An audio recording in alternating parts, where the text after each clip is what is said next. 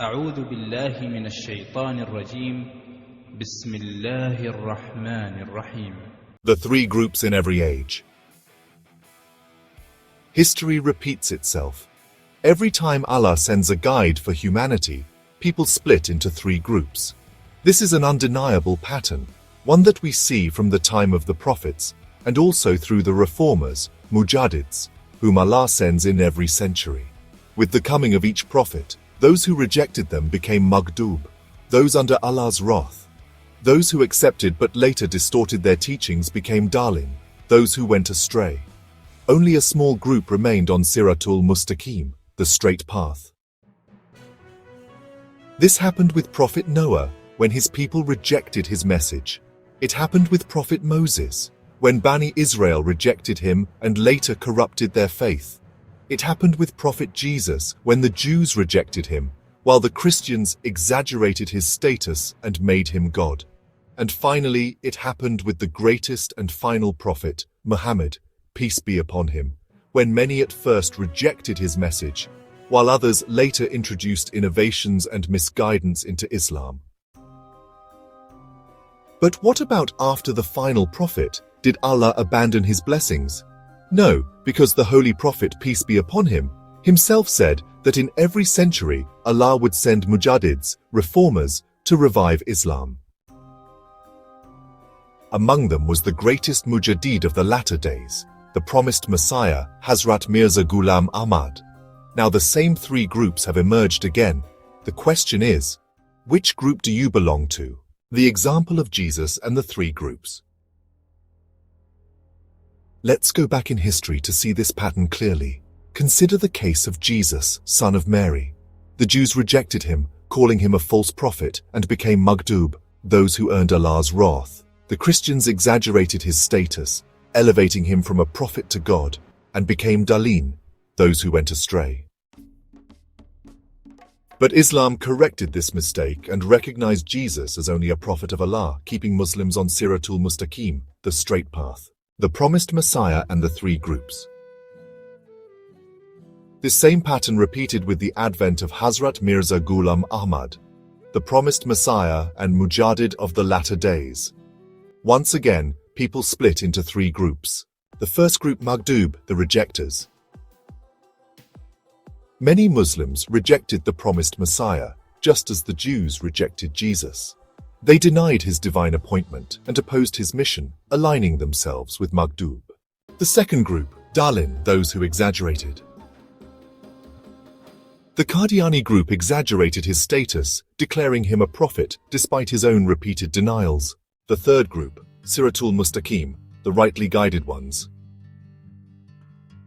The Lahore Ahmadiyya movement is the only group that accepted the promised Messiah in his true status, as a divinely appointed reformer, not a prophet.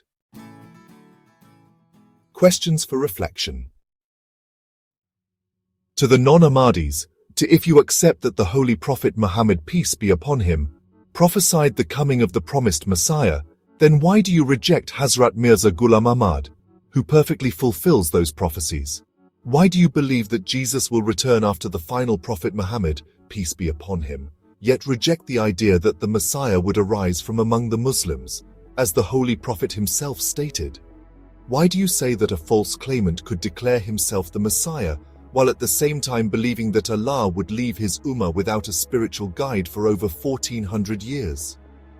And if you claim Mirza Ghulam Ahmad was false, then why was he the only person in Islamic history who single-handedly defended Islam against Christian missionaries, Hindus and atheists, exactly as the prophecies said he would? Prophetic warnings against following previous nations. Prophet Muhammad warned that Muslims would repeat the mistakes of Jews and Christians. Sahih Bukhari, 7320. You will follow the ways of those nations who were before you, span by span and cubit by cubit. The companions asked, O Allah's Messenger, do you mean the Jews and Christians? He replied, who else? Sahih Bukhari, 7320. This prophecy has come true. Some rejected the promised Messiah, Maghdhoob, and others exaggerated his status, Dhallin, just as happened with Jesus. Does claiming to be the promised Messiah mean claiming prophethood? Both Qadianis and non-Ahmadis claim that being the promised Messiah means being a prophet, but Hazrat Mirza Ghulam Ahmad himself rejected this idea. The terms promised Messiah and Mahdi do not mean that I am a prophet. Such a belief is incorrect and against the teachings of Islam. Izala Auham, page 421. I am not a prophet but a reformer and a bearer of good news from God. Hakikatul Wahi, p. 391. So why do Qadianis persist in calling him a prophet, despite his clear denials? And why do non-Ahmadis use this false argument to reject him? To the Qadianis, if Hazrat Mirza Ghulam Ahmad repeatedly denied being a prophet, why do you insist otherwise? Are you not opposing his own words? If the promised Messiah himself denied being a prophet multiple times, why do you persist in calling him one? Are you not guilty of ignoring his own words? If you claim that he was a prophet, then why did he write again and again that anyone who claims prophethood after the Holy Prophet Muhammad, peace be upon him, is a liar and an unbeliever? If the promised Messiah himself warned against exaggerating his status, then how can you still claim to follow his true teachings? And if prophethood was still open, why didn't the Holy Prophet Muhammad, peace be upon him, clearly say that prophets would come after him? Now ask yourself, are you following the straight path, or have you gone astray? Surah Al-Fatiha teaches us to seek the straight path, not the path of those who rejected the truth, nor of those who exaggerated it. Guide us on the straight path. Quran, chapter 1, verse 6. The Lahore Ahmadiyya movement is the only group that has preserved the true mission of the promised Messiah. The Lahore Ahmadiyya movement accepted him as the promised Messiah and a reformer, not a prophet, adhering to Siratul Mustaqeem.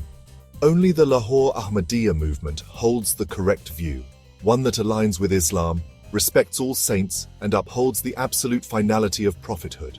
Think, reflect, reconnect with the Quran and choose wisely. Subscribe for more deep theological discussions. Share to spread the truth. This video was produced by Ahmadiyya Anjuman Ishaat-e Islam Badawa. Stay tuned for the new videos.